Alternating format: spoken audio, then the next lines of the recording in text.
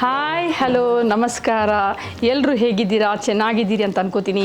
ನಾನು ಇವತ್ತು ಹೊಸ ದೈವಿಕ ಪ್ರಯಾಣದೊಂದಿಗೆ ನಿಮ್ಮ ಮುಂದೆ ಬಂದಿದ್ದೀನಿ. ನಾನು ನನ್ನ ಇಷ್ಟ ದೇವರು ನಾಗದೇವರು. 2015 ನನಗೆ ತುಂಬ ಕಷ್ಟಗಳು ಬಂತು ಬ್ಯಾಂಗ್ಳೂರಲ್ಲಿದ್ದಾಗ. ಆಗ ನಾನು ಕೊಲ್ಲೂರು ಮೂಕಾಂಬಿಕೆಗೆ ಹೋಗಿ ಅಲ್ಲಿ ಒಂದು ಭಟ್ರ ಹತ್ರ ಹೇಳಿದೆ, ಈ ಥರ ತೊಂದರೆಗಳು ಆಗ್ತಾಯಿದೆ, ಏನು ಮಾಡಲಿ ಅಂತ. ಆಗ ಅವರು ಹೇಳಿದರು ನನಗೆ, ನಿನ್ನ ಕುಟುಂಬದ ಮನೆಗೆ ಹೋಗಿ ಅಲ್ಲೊಂದು ನೀನು ನಾಗಪ್ರತಿಷ್ಠೆಯನ್ನು ಮಾಡುವಂತ. ಆಗ ನನ್ನ ಮಗಳು MBBS ಓದ್ತಾ ಇದ್ಲು. ಹಾಗಾಗಿ ನಾನು ನಾಗಪ್ರತಿಷ್ಠೆಗೆ ಆ ಭಟ್ರು ಎಲ್ಲಿ ನನಗೆ ಹೇಳಿದ್ರು, ಯಾವ ಜಾಗದಲ್ಲಿ ನಿಂತು ಹೇಳಿದ್ರು, ಅವರು ಹೇಳಿದ್ದಾರೆ. ಬಟ್ ಅವರು 2 ಇಯರ್ಸ್ ಆದಮೇಲೆ ಸತ್ತೋಗಿದ್ರು. ನಾನು 2016 ಅವರನ್ನು ಹುಡ್ಕೊಂಡು ಬಂದಾಗ ಅವರು ಇಲ್ಲ ಅಂತ ಗೊತ್ತಾಯಿತು. ಆದರೆ ನನಗಾಗ ನಾಗನ ಕಲ್ಲು ಬೇಕಿತ್ತು, 7 ಜಡೆ ಇದ್ದು. ಅದನ್ನು ನಾನು ಹುಡ್ಕೊಂಡು ಹೋದರೆ ಬಂಧುಗಳೇ, ಏನು ವಿಪರ್ಯಾಸ, ಏನು ವಿಸ್ಮಯ ನೋಡಿ. ಅವರು ಎಲ್ಲಿ ಕೂತಿದ್ರ ಅದೇ ಜಾಗದಲ್ಲಿ ನಾಗನ ಕಲ್ಲು ಮಾರುವ ಅಂಗಡಿ ಮಾಡಿಟ್ಟಿದ್ದಾರೆ. ಅವರು ಕೂತ ಜಾಗದಲ್ಲೇ 7 ಜಡೆಯ ಒಂದೇ ಒಂದು ಕಲ್ಲು ಇತ್ತು, ಆಮೇಲೆ 1 ಜಡೆಯ 1 ಕಲ್ಲಿತ್ತು. ನನಗೆ ತುಂಬ ಆಶ್ಚರ್ಯ ಆಯಿತು. ಏನು, ನಾನು ಯಾವಾಗಲೂ ಕಷ್ಟ ಅಂತ ಬಂದಾಗ ಇವ್ರ ಹತ್ರ ಬರ್ತೀನಿ, ಇಲ್ಲಿ ಮಾತಾಡ್ತೀನಿ. ಬಟ್ ಈಗ ಆ ಜಾಗದಲ್ಲಿ ನಾಗನ ಕಲ್ಲು ಕೂತಿದೆ. ನನಗೆ ಇದೇ ನಾಗನ ಕಲ್ಲು ತಗೊಂಡು ಹೋಗ್ಬೇಕು ಅಂತ ಹೇಳಿ ಇಮಿಡಿಯೇಟ್ಲಿ ನಾನು ಅದಕ್ಕೆ ಬೇಕಾದ ಅಕ್ಕಿ ತೆಂಗಿನಕಾಯಿ ಎಲ್ಲ ಕೊಟ್ಟು ಅವರಿಗೆ ಕೊಟ್ಟು ನಾವು ಆ ಕಲ್ಲನ್ನು ನಾವು ತಗೋಬೇಕು. ಹಾಗೆ ತಗೊಳ್ಳೋಕ್ಕೆ ಇಲ್ಲ, ಕ್ರಮ ಇದೆ. ಅದು ತಗೊಂಡು ಬಂದು ನಾನು ಡಾಕ್ಟರ್ ವಿಠಲ್ ತಂತ್ರಿ ಅವರ ಮನೆಯಲ್ಲಿ ಕೊಟ್ಟು ಅವರು ಅದನ್ನು ಬಾವಿಗೆ ಹಾಕಿ ಅದನ್ನು 48 ದಿವಸ ನೀರಲ್ಲಿಟ್ಟರು.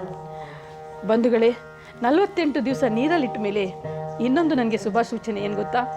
ನನ್ನ ಮಗಳಿಗೆ ನನ್ನ ಈಗ ಮದುವೆ ಆದ ದರ್ಶನ್ ಅವರು ನನ್ನ ಮನೆಗೆ ಹುಡ್ಕೊಂಡು ಬಂದರು, ನಿಮ್ಮ ಮಗಳನ್ನು ನನಗೆ ಮದುವೆ ಮಾಡಿಕೊಡಿ ಅಂತ. ಇನ್ನು ನಾನು ಆಯಿತು ಅಂತ ಒಪ್ಕೊಳ್ಳೋಕ್ಕೆ ನಿಮ್ಮ ತಂದೆ ತಾಯಿಗಳನ್ನು ಬರಕ್ಕೆ ಹೇಳಿ ಅಂತೆಲ್ಲ ಹೇಳಿ ಅದೆಲ್ಲ ಕೆಲಸಗಳನ್ನು ಸಂಪೂರ್ಣ ಮಾಡಿದೆ. ಆಮೇಲೆ ಮಾರ್ಚ್ 20ಕ್ಕೆ ನಾವು ಅವರಿಗೆ ಎಂಗೇಜ್ಮೆಂಟ್ ಮಾಡಿಬಿಟ್ವಿ. ಏಪ್ರಿಲ್ 15ಕ್ಕೆ ಎಕ್ಸಾಕ್ಟ್ಲಿ 48 ಡೇಸ್ ಆಗುತ್ತೆ. ಅವತ್ತು ನಾವು ವಿಜೃಂಭಣೆಯಿಂದ, ನಾನೀಗ ಕೂತ ಜಾಗದಲ್ಲಿ ದೇವರು ಇದ್ದಾರೆ. ಇಲ್ಲಿ ಬ್ರಹ್ಮಲಿಂಗೇಶ್ವರ, ರಕ್ತೇಶ್ವರಿ, ನಂದಿಕೇಶ್ವರ, ಹಾಗೆ ಕ್ಷೇತ್ರಪಾಲ, ಇಷ್ಟು ದೇವರುಗಳು ಇದ್ದಾರೆ. ಸೊ ಈ ದೇವರುಗಳ ಮಧ್ಯದಲ್ಲಿ ನಾನು ನನ್ನ ನಾಗದೇವರನ್ನು ಪ್ರತಿಷ್ಠಾಪನೆ ಮಾಡಿದೆ. ತುಂಬ ಜನರಿಗೆ ಕರೆದು ಪ್ರತಿಷ್ಠಾಪನೆ ಮಾಡಿ ಆಶ್ಲೇಷ ಬಲಿ ಮಾಡಿ ತುಂಬ ವಿಜೃಂಭಣೆಯಿಂದ ಮಾಡಿದೆ. ಆಗ ನಾಗದರ್ಶನದಲ್ಲಿ ನನಗೆ ನಾಗದೇವರು ನುಡಿದ್ರು, ನೀನು ನನ್ನ ಸೇವೆಯನ್ನು 5 ವರ್ಷಗಳ ಕಾಲ ಕಂಟಿನ್ಯೂ ಆಗಿ ಮಾಡಬೇಕು, ನಿನಗೆ ನಾನು ಇದರ ಸಂಪೂರ್ಣ ಫಲವನ್ನು ಕೊಡ್ತೇನೆ ಅಂತ ಹೇಳಿದರು.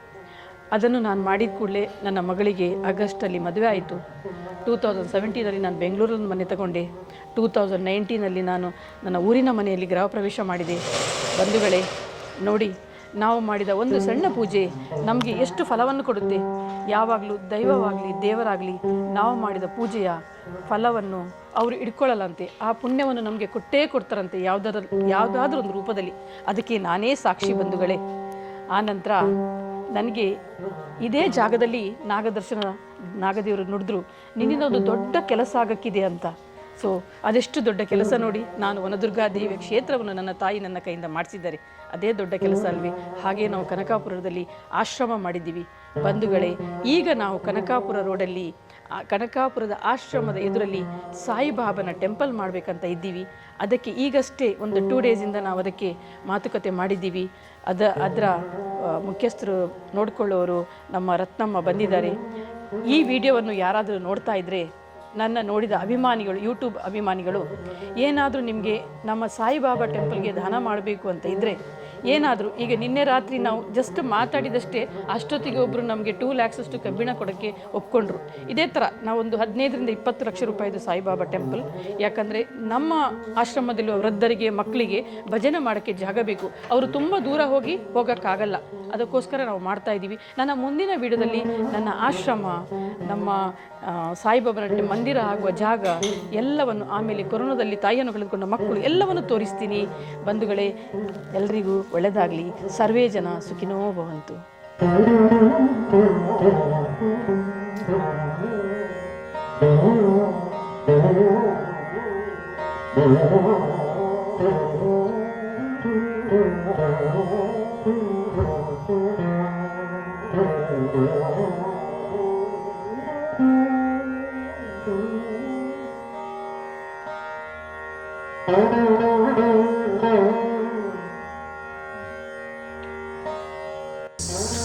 ಅನಂತಶೀರ್ಷಂ ಜಗದೇಕಕುಂಡಲಂ ಪೀತಾಂಬರಂ ಧೂಮ್ರ ಸಹಸ್ರಲೋಚನಂ ಉದಾರವೀರ್ಯಂ ಸಕರಾಳಜಿಕ್ವಂ ನಮಾಮ್ಯಂತಂ ಭುವನೇಕನಾಥಂ.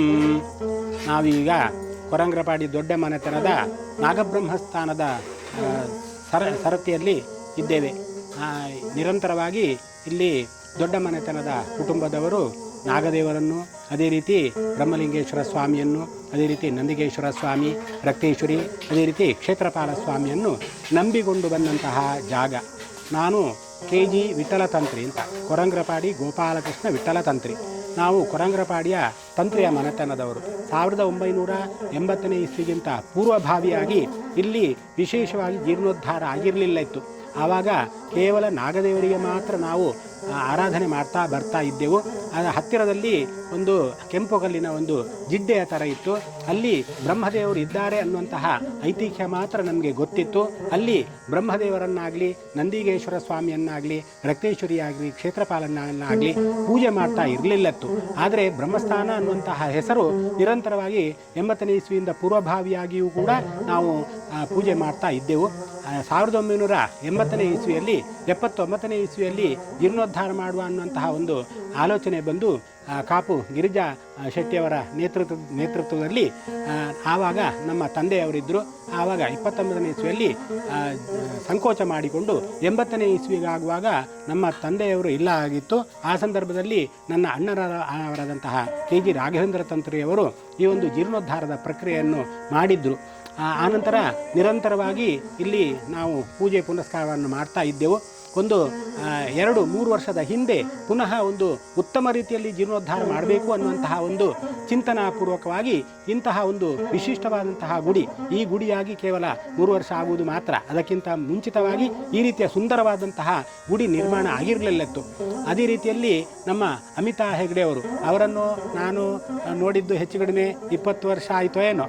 ಅದಕ್ಕಿಂತ ಮುಂಚೆ ಅವರ ತಾಯಿ, ಅವರ ದೊಡ್ಡಮ್ಮ, ಅವರ ಅಜ್ಜಿ ಎಲ್ಲ ಬರ್ತಾಯಿದ್ರು. ಆವಾಗ ಅವರು ಹೇಳ್ತಾ ಇದ್ರು, ನನ್ನ ಮಗಳು ಅಮಿತಾ ಹೆಗ್ಡೆ ಅವರು ಬಣ್ಣ ಬಣ್ಣ ಅನ್ನುವಂತಹ ಸೀರಿಯಲ್ನಲ್ಲಿ ಅವರು ಆ್ಯಕ್ಟ್ ಮಾಡಿದ್ದಾರೆ, ಅವರು ಬೆಂಗಳೂರಿನಲ್ಲಿದ್ದಾರೆ, ಹೀಗೆಲ್ಲ ಹೇಳ್ತಾ ಇದ್ರು. ನಾವು ಕೇವಲ ಕೇಳ್ತಾ ಇದ್ದವರು. ಅವರ ಅಮ್ಮ ಬರುವಾಗ ಅಮ್ಮ ಬರ್ತಾರೆ, ಪೂಜೆ ಮಾಡ್ತಾ ಇದ್ರು. ಒಂದು ಸಂದರ್ಭದಲ್ಲಿ ಈ ಒಂದು ಸ್ಥಳಕ್ಕೆ ಬಂದು ದೇವರ ಒಂದು ಅನುಗ್ರಹ ಪಡೆದುಕೊಳ್ಬೇಕು ಅನ್ನುವಂತಹ ಒಂದು ಇಚ್ಛೆ ಉಂಟಾಯಿತು ಅಮಿತಾ ಹೆಗ್ಡೆ ಅವರಿಗೆ. ಅವರು ಇಲ್ಲಿಗೆ ಬಂದು ದೇವರ ಒಂದು ಅನುಗ್ರಹ ಬೇಕು ಅನ್ನುವಂಥದ್ದಕ್ಕೋಸ್ಕರವಾಗಿ ನಾಗಶಿಲಾ ಪ್ರತಿಷ್ಠೆಯನ್ನು ಮಾಡಿದರು. ಹೆಚ್ಚು ಕಡಿಮೆ 10 ವರ್ಷ ಆಯಿತು ಕಾಣ್ತದೆ. 10 ವರ್ಷದ ಹಿಂದೆ ನಾಗಶಿಲಾ ಪ್ರತಿಷ್ಠಾಪನೆಯನ್ನು ಮಾಡಿ ಉತ್ತಮ ರೀತಿಯಲ್ಲಿ ನಾಗಶಿಲಾ ಪ್ರತಿಷ್ಠೆ ಮಾಡಿದರು. ಅದೇ ರೀತಿಯಲ್ಲಿ ದೇವರ ನುಡಿ ಆಯಿತು. ಪ್ರತಿ ವರ್ಷವೂ ಕೂಡ ನೀನು ವಾರ್ಷಿಕ ದಿನದಂದು ಏನಾದರೂ ಒಂದು ಸೇವೆ ಕೊಡು ಅಂತ. ಅದೇ ರೀತಿಯಲ್ಲಿ ನಿರಂತರವಾಗಿ 5 ವರ್ಷ ಆಶ್ಲೇಷ ಬಲಿ ಉತ್ತಮ ರೀತಿಯಲ್ಲಿ ಇದೇ ಏಪ್ರಿಲ್ 15ನೇ ತಾರೀಕು ನಾವು ಪ್ರತಿಷ್ಠೆ ಮಾಡಿದ ದಿವಸ. ಆ ದಿವಸಕ್ಕೆ ಸರಿಯಾಗಿ 5 ವರ್ಷ ವಿಜೃಂಭಣೆಯಿಂದ ಈ ಒಂದು ಆಶ್ಲೇಷ ಬಲಿದಾನವನ್ನು ಮಾಡ್ತಾ ಬರ್ತಾ ಇದ್ರು. ಅದೇ ರೀತಿಯಲ್ಲಿ ಆನಂತರ ಪ್ರತಿ ವರ್ಷವೂ ಕೂಡ ದೇವರ ಅನುಗ್ರಹ ಬೇಕು ಅನ್ನುವಂಥದ್ದಕ್ಕೋಸ್ಕರವಾಗಿ ಈ ಒಂದು ಸರ್ವರಿಗೂ ಕೂಡ ತಂಬಿಲ ಸೇವೆ ಅನ್ನುವಂಥದ್ದು ನಾವು ವಿಶೇಷವಾಗಿ ಇಟ್ಟುಕೊಂಡಿದ್ದೇವೆ. ಇಲ್ಲಿ ನಾಗದೇವರಿಗೆ ವಿಶೇಷವಾಗಿ ತನು ಸೇವೆ, ಅದೇ ರೀತಿ ತಂಬಿಲ ಸೇವೆಯನ್ನು ಮಾಡ್ತಾ ಇದ್ದೇವೆ. ಅದೇ ರೀತಿ ಕೆಲವೊಂದು ಸಂದರ್ಭದಲ್ಲಿ ಪ್ರತಿ ಸಂಕ್ರಮಣವೂ ಕೂಡ ಸರ್ವರಿಗೂ ಕೂಡ ತಂಬಿಲ ಸೇವೆ ಅಂತ ಹೇಳಿದರೆ ನಾಗದೇವರಿಗೆ, ಅದೇ ರೀತಿ ಬ್ರಹ್ಮದೇವರಿಗೆ, ನಂದಿಗೇಶ್ವರ ದೇವರಿಗೆ, ರಕ್ತೇಶ್ವರಿ, ಕ್ಷೇತ್ರಪಾಲ ಇವರಿಗೆ ವಿಶಿಷ್ಟವಾದಂತಹ ಪೂಜೆ, ಅದಕ್ಕೆ ನೈವೇದ್ಯ ಆಗಬೇಕು, ಪಂಚಕಜ್ಜಾಯ ಆಗಬೇಕು. ಅದೇ ರೀತಿ ನಂದಿಗೇಶ್ವರನಿಗೆ ಹುರುಳಿ ನೈವೇದ್ಯ ಆಗಬೇಕು. ಅದೇ ರೀತಿ ನಾವು ನಿರಂತರವಾಗಿ ಈ ಒಂದು ಸಂಕ್ರಮಣದ ದಿವಸ ಈ ಪೂಜೆಯನ್ನು ಮಾಡ್ತಾ ಬರ್ತಾ ಇದ್ದೇವೆ. ಅದಕ್ಕೆ 12 ಜನ ಸಂಕ್ರಮಣಕ್ಕೆ ಹೆಸರನ್ನು ನಿರ್ಣಯ ಮಾಡಿ ಅವರ ನೇತೃತ್ವದಲ್ಲಿ, ಅವರ ಒಂದು ಮುಂದಾಳುತ್ವದಲ್ಲಿ ನಾವು ಈ ಪೂಜೆಯನ್ನು ಮಾಡ್ತೇವೆ. ಅದೇ ರೀತಿಯಲ್ಲಿ ವಿಶೇಷವಾಗಿ ಯಾರಾದರೂ ಹರಕೆ ಹೊತ್ತಿದ್ರೆ ಅದನ್ನು ಕೂಡ ನಾವು ಮಾಡ್ತಾ ಬರ್ತಾ ಇದ್ದೇವೆ. ಅದೇ ರೀತಿ ಈ ಅಮಿತಾ ಹೆಗ್ಡೆಯವರು ವಿಶೇಷ ಸಂದರ್ಭದಲ್ಲಿ ಅವರು ಮಕ್ಕಳು ಬರುವಾಗ ಅಥವಾ ಊರಿಗೆ ಬರುವಾಗ ಈ ಒಂದು ಸರ್ವರ ತಂಬಿಲ ಪೂಜೆಯನ್ನು ಮಾಡ್ತಾ ಬರ್ತಾ ಇದ್ದಾರೆ. ಅದೇ ರೀತಿಯಲ್ಲಿ ಈ ಜೀರ್ಣೋದ್ಧಾರದ 2 ವರ್ಷದ ಹಿಂದೆ ಏನೋ ಒಂದು ಜೀರ್ಣೋದ್ಧಾರದ ಪ್ರಕ್ರಿಯೆ ಆಯಿತು. ಆ ಸಂದರ್ಭದಲ್ಲಿ ಈ ಪ್ರತಿಯೊಂದು ಗುಡಿಗೂ ಕೂಡ ವಿಶಿಷ್ಟವಾದಂತಹ ಮೌಲ್ಯ ಅಂತ ಒಂದು ಇಟ್ಟರು. ಆ ಮೌಲ್ಯ ಇಟ್ಟು ಆ ಮೌಲ್ಯವನ್ನು ಕೊಟ್ಟವರ ಹೆಸರನ್ನು ನಾವು ಹಾಕ್ತೇವೆ, ಇಲ್ಲಿ ಶಿಲಾಮಯವಾಗಿ ಹಾಕ್ತೇವೆ ಅಂತ ಹೇಳಿದರು. ಆ ಪ್ರಕಾರವಾಗಿ ಅಮಿತಾ ಹೆಗ್ಡೆಯವರು, ಸೆಟ್ಟೆಬಿಟ್ಟು ಅಮಿತಾ ಹೆಗ್ಡೆಯವರು ನಂದಿಗೋಣನ ಒಂದು ಪ್ರತಿಷ್ಠಾ ವಿಧಿವಿಧಾನದ ಏನು ವೆಚ್ಚ ಇದೆ ಅದನ್ನೆಲ್ಲ ನಾನು ಭರಿಸ್ತೇನೆ ಅಂತ ಹೇಳಿ ಅವರು ಹೇಳಿಕೊಂಡು ಆ ಒಂದು ವಿಶಿಷ್ಟವಾದಂತಹ ಸೇವೆಯನ್ನು ಅವರು ಕೊಟ್ಟಿದ್ದಾರೆ. ನಂದಿಗೇಶ್ವರ ಅಂತ ಹೇಳಿ ಅಲ್ಲ, ಎಲ್ಲ ದೇವರ ಅನುಗ್ರಹ ಬೇಕು. ಆದರೆ ಇಲ್ಲಿ ದ್ರವ್ಯವನ್ನು ಒಟ್ಟು ಮಾಡುವಾಗ, ಮೌಲ್ಯವನ್ನು ಒಟ್ಟು ಮಾಡುವಾಗ ಪ್ರತ್ಯೇಕವಾದಂಥ ಮಾಡುವಂತಹ ಗುಡಿಗೆ ಇಂತಿಷ್ಟು ಮೌಲ್ಯ ಅಂತ ಒಂದು ಇಟ್ಟಿದ್ದಾರೆ. ಆ ಪ್ರಕಾರವಾಗಿ ಅವರು ನಂದಿಕೇಶ್ವರನ ಏನೊಂದು ಪ್ರತಿಷ್ಠಾಪನೆಯ ವೆಚ್ಚ ಇದೆ ಅದನ್ನು ನಾನು ಭರಿಸ್ತೇನೆ ಅಂತ ಹೇಳಿದ್ದಾರೆ. ಆ ಪ್ರಕಾರವಾಗಿ ಅವರು ಮಾಡಿದ್ದಾರೆ. ಅದೇ ರೀತಿಯಲ್ಲಿ ನಂದಿಕೇಶ್ವರ ದೇವರ ಅನುಗ್ರಹ ಮಾತ್ರ ಅಲ್ಲ, ಎಲ್ಲ ದೇವರ ಅನುಗ್ರಹವೂ ನಮಗೆ ಸಿಗಬೇಕು ಅಂತ ಹೇಳಿ ಯಾವತ್ತೂ ಕೂಡ ಪೂಜೆ ಪುನಸ್ಕಾರ ಮಾಡುವಾಗ ಭಕ್ತಿ ಶ್ರದ್ಧಾಪೂರ್ವಕವಾಗಿ ಮಾಡಬೇಕು. ಅವ್ರ ಒಳಗೆ ಬಂದಲಾಗಾಯಿತು, ನಾವು ಪೂಜೆ ಮುಗಿಯುವ ತನಕ ಸಹ ನಾವು ಮಂತ್ರ ಹೇಳ್ತಾ ಇರುವಾಗ ದೇವರನ್ನು ನೋಡ್ತಾ ಇದ್ರೂ ಕೂಡ ಒಂದು ದೃಷ್ಟಿ ನಮ್ಮದು ಭಕ್ತರು ಏನು ಮಾಡ್ತಾ ಇರ್ತಾರೆ ಅಂತ ನೋಡ್ತಾ ಇರ್ತೇವೆ. ನಮಗೂ ಕೂಡ ಎರಡು ಕಣ್ಣು ಹೌದು, ಎರಡೇ ಕಣ್ಣು, ಆದರೂ ಕೂಡ ಒಂದು ಸ್ವಲ್ಪ ಸೂಕ್ಷ್ಮವಾಗಿ ಯಜಮಾನರೆಲ್ಲ ಏನು ಮಾಡ್ತಾ ಇರ್ತಾರೆ ಅಂತ ನೋಡ್ತಾ ಇರ್ತೇವೆ. ನಾವು ತುಂಬ ಭಕ್ತಿಯಿಂದ ಪೂಜೆಗೆ ಇನ್ವಾಲ್ವ್ಮೆಂಟು ಬೇಕಂತೆ. ಭಕ್ತಿಯಿಂದಲೇ ಶಕ್ತಿ, ಭಕ್ತಿಯಿಂದಲೇ ಮುಕ್ತಿ, ಭಕ್ತಿ ವಿರಕ್ತಿಗಳಿಲ್ಲದರೀ ಮುಕ್ತಿ ಇಲ್ಲೆಂದ ಸರ್ವಜ್ಞ ಅಂತ. ಭಕ್ತಿ ಬೇಕು. ಹಣ ಕೊಡ್ತೇವೆ ಬಿಟ್ರೆ ನೀವು ಪೂಜೆ ಮಾಡಿ ಅಂತ ಹೇಳಿದರೆ ಆ ದೇವರ ಸಂಪೂರ್ಣ ಅನುಗ್ರಹ ಸಿಗಲಿಕ್ಕಿಲ್ಲ. ನಾವು ಕೂಡ ಇನ್ವಾಲ್ವ್ಮೆಂಟ್ ಅಂತ ಏನಿದೆ ಅದನ್ನು ಒಳಗೊಂಡಾಗ ಖಂಡಿತವಾಗಿಯೂ ದೇವರ ಅನುಗ್ರಹ ಸಿಗ್ತದೆ. ಹಾಗೆ ಅಮಿತಾ ಹೆಗ್ಡೆ ಅವರು ಅದೇ ರೀತಿ ಅವರು ಕರ್ಕೊಂಡು ಬಂದವರು ಕೂಡ ನಿರಂತರವಾಗಿ ಪೂಜೆಯನ್ನು ನೋಡ್ತಾ ಇದ್ರು. ಹಾಗೆ ನೋಡ್ತಾ ಇರಬೇಕಂತೆ, ನೋಡ್ತಾ ಇರುವಾಗ ದೇವರ ಅನುಗ್ರಹ ಸಿಗ್ತದೆ ಅಂತ. ಆ ಪ್ರಕಾರವಾಗಿ ಇವತ್ತಿನ ದಿವಸ ಮಾಡಿದಂತಹ ಏನೊಂದು ಸತ್ಕರ್ಮ ಇದೆ, ಇದರ ಒಂದು ಸಂಪೂರ್ಣ ಫಲ ಇಡೀ ಸೆಟ್ಟಿಬಿಟ್ಟು ಕುಟುಂಬ, ಅಮಿತಾ ಹೆಗ್ಡೆಯವರು, ಅವರ ಮಕ್ಕಳು, ಅವರ ಮೊಮ್ಮಕ್ಕಳು ಎಲ್ಲರಿಗೂ ಕೂಡ ಒದಗಿ ಬರಲಿ. ಅದೇ ರೀತಿ ನಾವು ಕೂಡ ಪೂಜೆ ಮಾಡ್ತಾ ಇದ್ದೇವೆ. ಸ್ವಲ್ಪ ಪ್ರತಿಶತ ನಮಗೂ ಸಿಗ್ತದಂತೆ. ಆ ದೇವರ ಅನುಗ್ರಹ ಸಿಗಲಿ ಅಂತೇಳಿ ದೇವರಲ್ಲಿ ಪ್ರಾರ್ಥನೆ. ಶ್ರೀಕೃಷ್ಣ ಅರ್ಪಣಮಸ್ತು. Thank